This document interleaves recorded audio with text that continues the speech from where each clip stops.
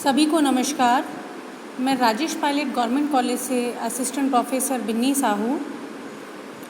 इससे पहले वाले वीडियो में हमने इल्तुतमिश के बारे में पढ़ा था कि इल्तुतमिश ने किस प्रकार गुलाम वंश में अपना स्थान बनाया और उसके द्वारा जो कार्य किए गए उसके बारे में हमने चर्चा की थी।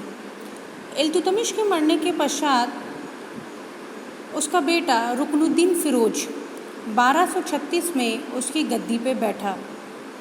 यद्यपि रुकनुद्दीन एक विलासी प्रवृत्ति का व्यक्ति था, इसीलिए इल्तुतमिश की दिली इच्छा थी कि उसकी बेटी रजिया उसकी मृत्यु के पश्चात उसकी गद्दी पे बैठे।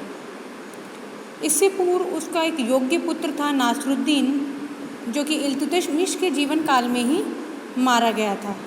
किंतु रजिया एक महिला थी, इसलिए इल्तुतमिश की मृत्यु के पश्चात तुर्की शासकों ने रजिया की जगह रुकनुद्दीन फ़िरोज़ को दिल्ली का सुल्तान बना दिया। रुकनुद्दीन आक्रमण्य प्रवृत्ति का व्यक्ति था, इसलिए ज़्यादातर शासन की बागडोर उसकी माँ शाह तुर्कान के हाथ में रहती थी। वह एक क्रूर महिला थी तथा अत्यधिक महत्वाकांक्षी महिला थी, इसलिए वो संपूर्ण सत्ता अपने हाथ में लेना चाहती थी।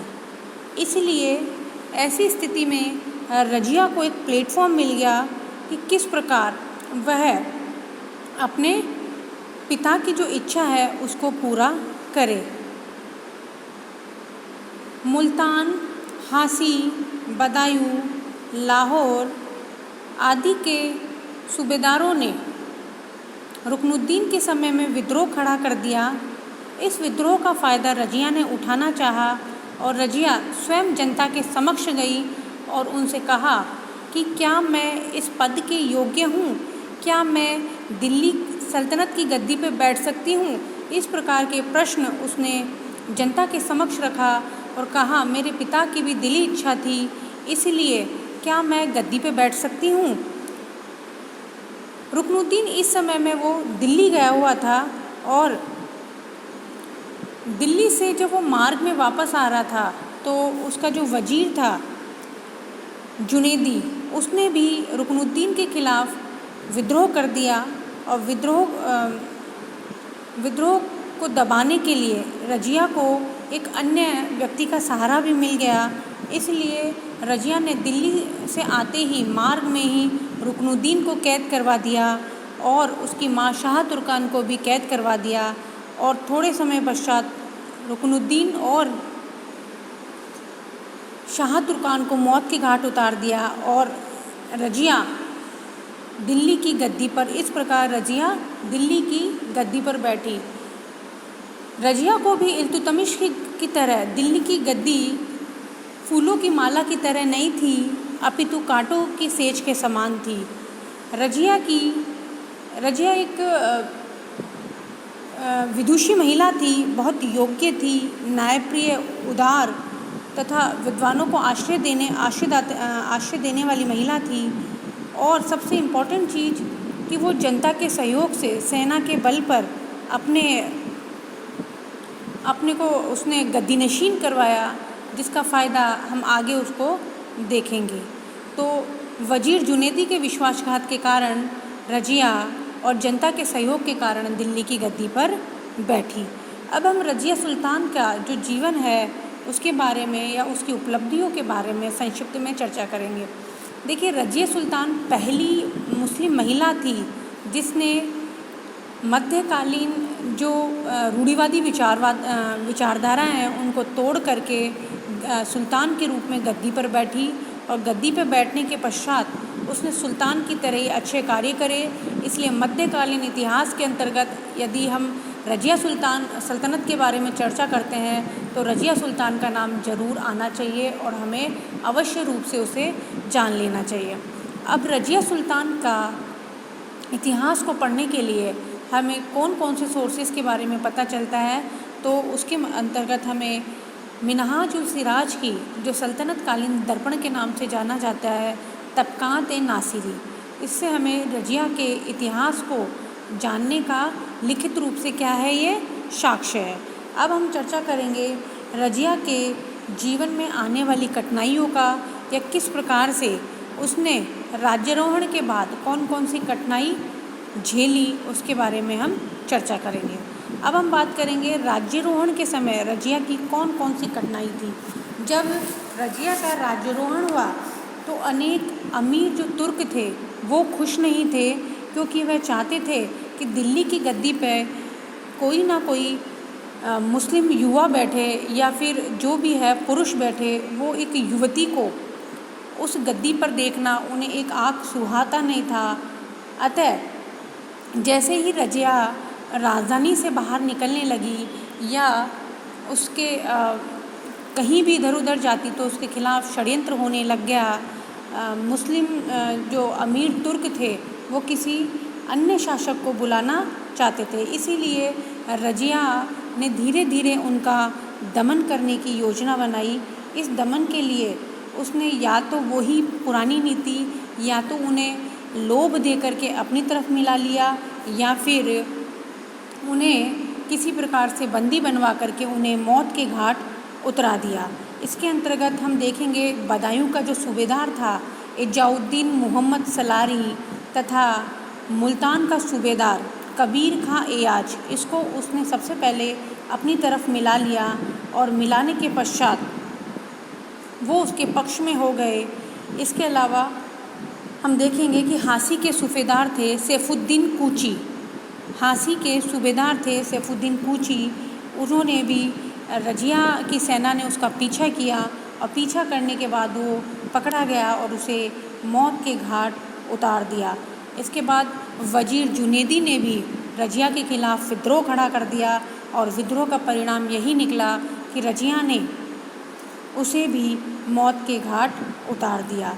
इसके अतिरिक्त लाहौर का सूबेदार अलाउद्दीन जानी, उसको भी रजिया ने मरवा डाला।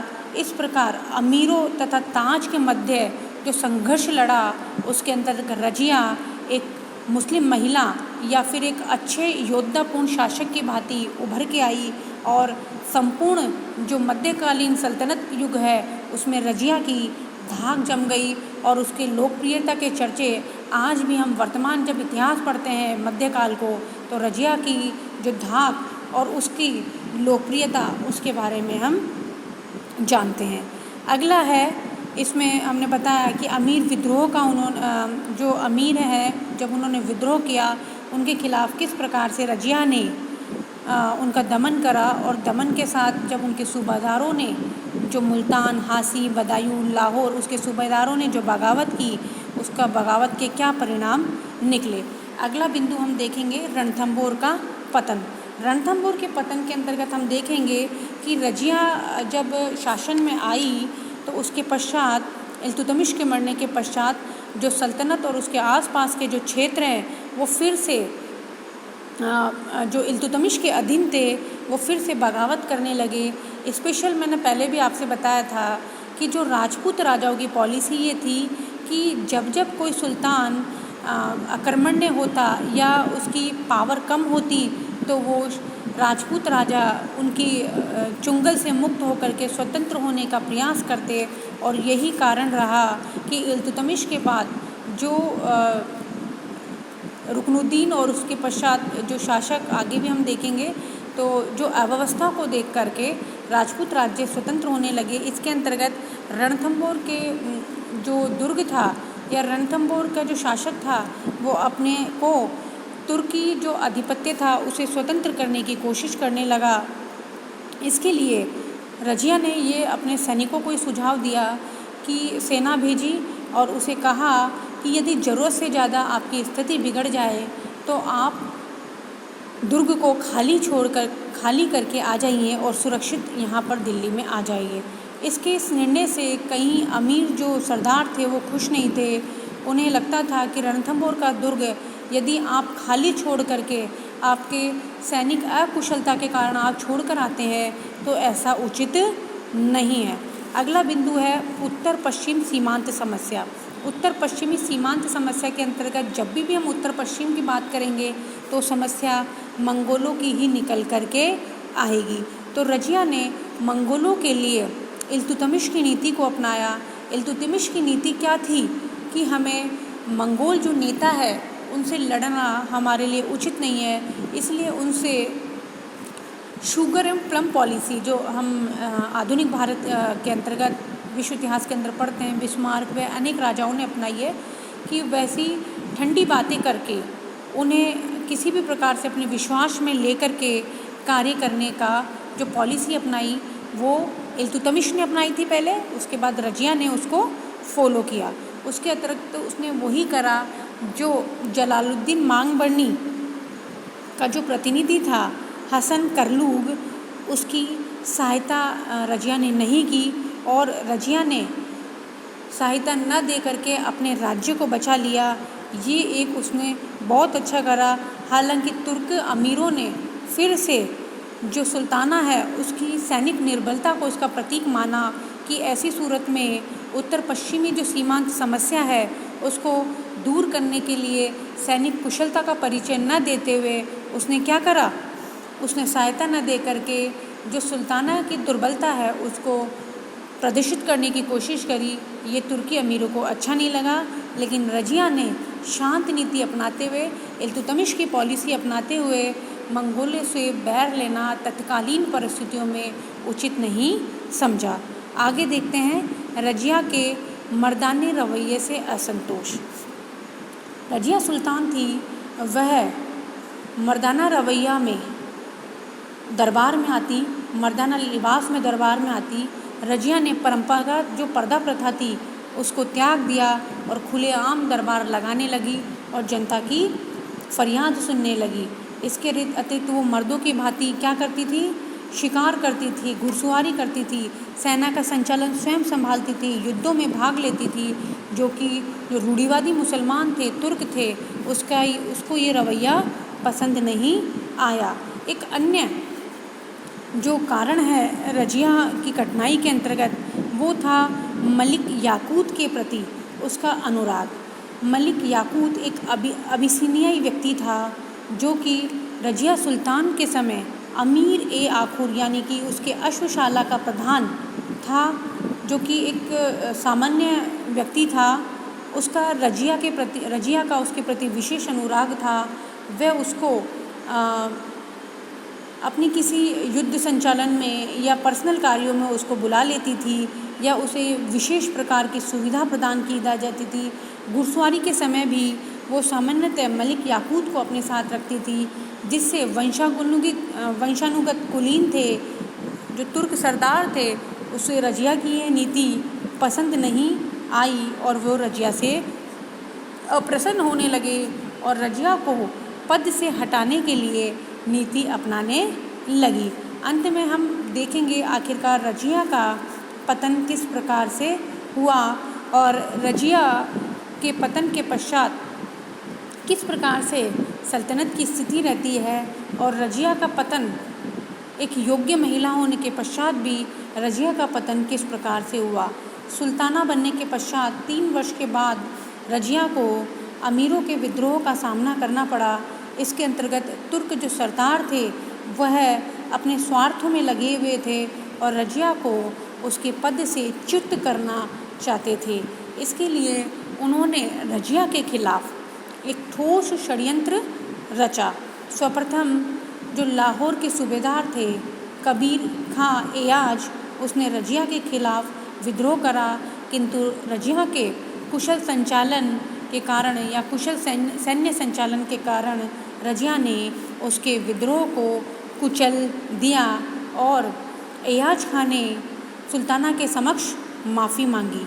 इसके पश्चात थोड़े से दिन बाद ही शेफुद्दीन ने मुल्तान पर आक्रमण कर दिया और वहाँ का जो तत्कालीन सूबेदार था एयाज खां को वहाँ से हटा दी और रजिया ने एयाज की सहायता नहीं की। इस कारण से अनेक जो तुर्क सरदार थे वो संगठित हो गए और उन्होंने रजिया के खिलाफ षड्यंत्र रचाया। इसके अतिरिक्त भटिंडा का सूबेदार था अल्तूनिया, उसने रजिया से उसने भी रजिया का जो शासन है उसको समाप्त करने के लिए सोचा। पहले रजिया को दिल्ली से बाहर लेके जाना चाहिए और उसके पश्चात उसका दमन करना चाहिए। उन्होंने सोचा जैसे ही रजिया दिल्ली से बाहर जाएगी तो मार्ग में उसको हत्या कर दी जाएगी, लेकिन ऐसा नहीं हो पाया। उसने रजिया को भटिंडा के निकट कैदी बना लिया और अल्तुनिया ने उसकी वहाँ पर भटिंडा के दुर्ग में देख रेख की। इसी बीच में जो विद्रोही थे, तुर्की विद्रोही थे, उसने इल्तुतमिश के तीसरे लड़के बहराम शाह को सल्तनत की गद्दी पर बैठा दिया। ऐसी सूरत में अल्तुनिया और रजिया ने एक षड्यंत्र रचा। रजिया को फिर से लगा कि वह सत्ता में आ सकती है और अल्तुनिया से उसने विवाह कर लिया, किंतु उसको खासी सफलता नहीं मिली, क्योंकि रजिया से विवाह करने के पश्चात जो रजिया ने मायाजाल बिछाया था कि यदि वो अल्तुनिया से अपना विवाह कर लेगी और विवाह करने के पश्चात वो हारी भी बाजी जीत लेगी, किंतु ऐसा नहीं हो सका, क्योंकि मलिक इज्जादुन सल्लारी तथा मलिक कराकाश जैसे अमीरों भी रजिया के पक्ष में आ चुके थे, किंतु सुल्तान बहराम शाह की सेना ने रजिया पर आक्रमण कर दिया और इस युद्ध में रजिया और अल्तुनिया की जो संयुक्त सेना थी वह सुल्तान से हार बैठी और कैथल के निकट कुछ हिंदू लुटेरों ने रजिया की हत्या कर दी और इस प्रकार रजिया का दुखमय तरीके से अंत हो गया। इस प्रकार सल्तनत काल के अंतर्गत हमने रजिया सुल्ताना के बारे में जाना और किस प्रकार से रजिया सुल्तान ने सल्तनत के अंतर्गत कार्य करा। मिनहाजुल सिराज ने अपनी पुस्तक तबक़ात-ए-नासिरी में लिखा है कि रजिया में जो एक योग्य शासक थे उसके गुण विद्यमान थे, लेकिन वह एक स्त्री थी, यही उसके पतन का महत्वपूर्ण कारक सिद्ध हुआ। इसके अलावा ब्रिटिश इतिहासकार वूल्जे हिग, उसने रजिया के पतन का प्रमुख कारण मलिक याकूत से उसका प्रेम संबंध होना था, किंतु अधिकांश इतिहासकार उसमें ज़्यादा विश्वास नहीं करते। संपूर्ण रूप से रजिया में एक योग्य गुण होने के पश्चात उसका स्त्री होना ही उसके पतन का प्रमुख कारण था। धन्यवाद।